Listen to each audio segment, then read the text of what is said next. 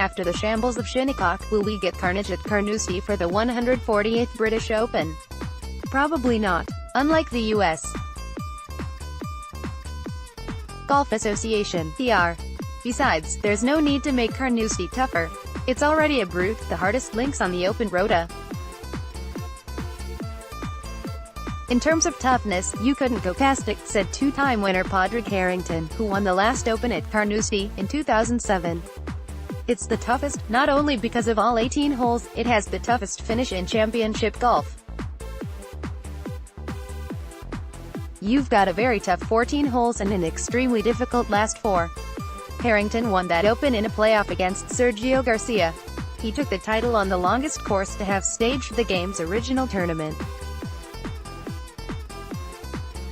Carnoustie measured 7,421 yards to a par of 71, with Harrington taking the title with a 7 under 277. It's 19 yards shorter this year and still plays to a par of 71.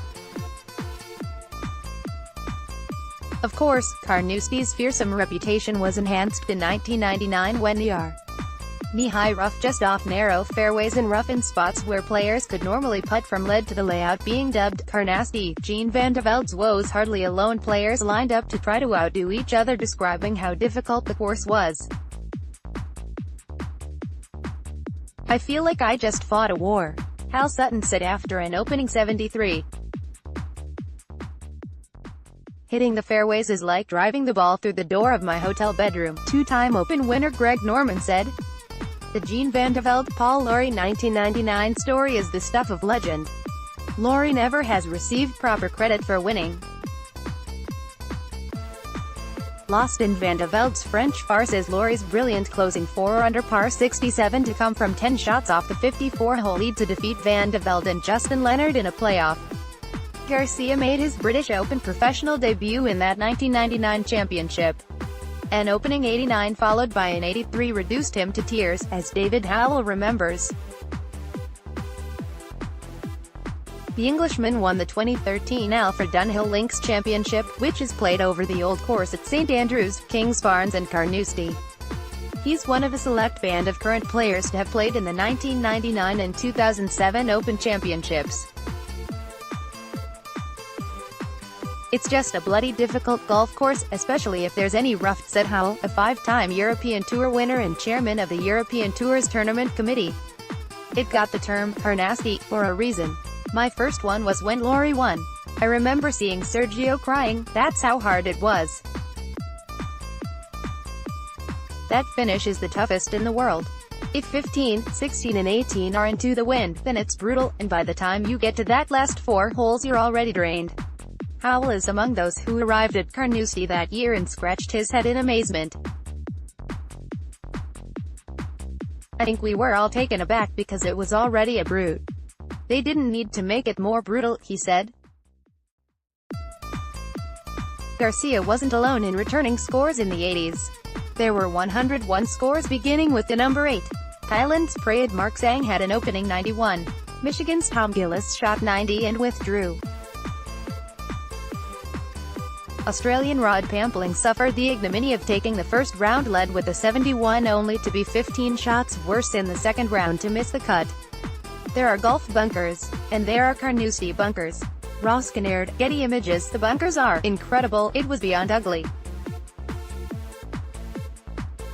Ernie Els finished T4 in 2007, 2 shots out of the playoff.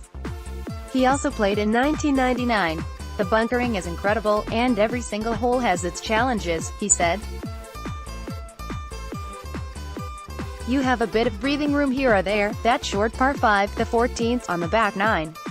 Scotland's Stephen Gallacher, winner of the 2004 Dunhill Links Championship, is well versed on the challenges of Scottish links, having grown up playing amateur tournaments in his homeland.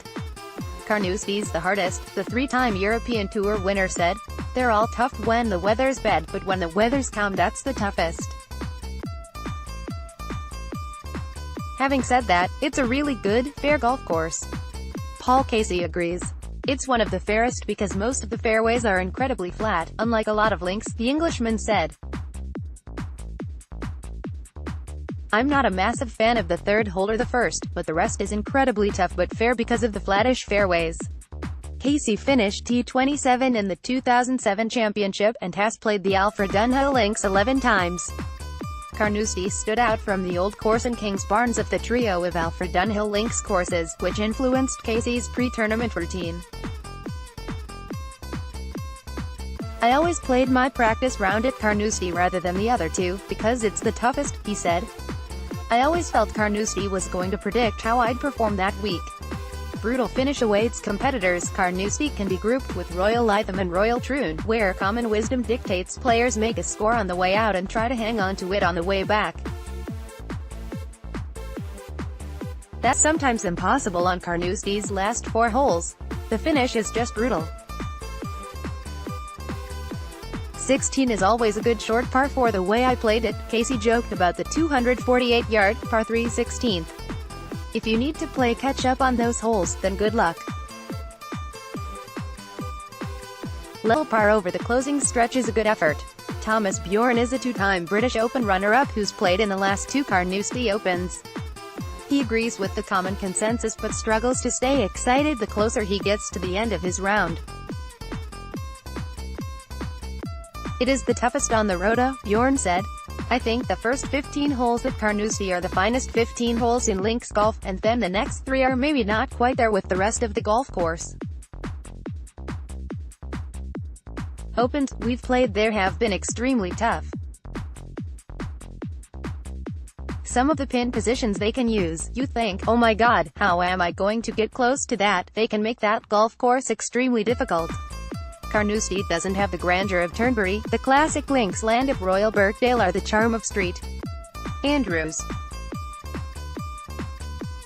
First-time visitors might stand on the first tee, look out over a dour, bleak landscape and wonder what all the fuss is about. It doesn't take long to find out.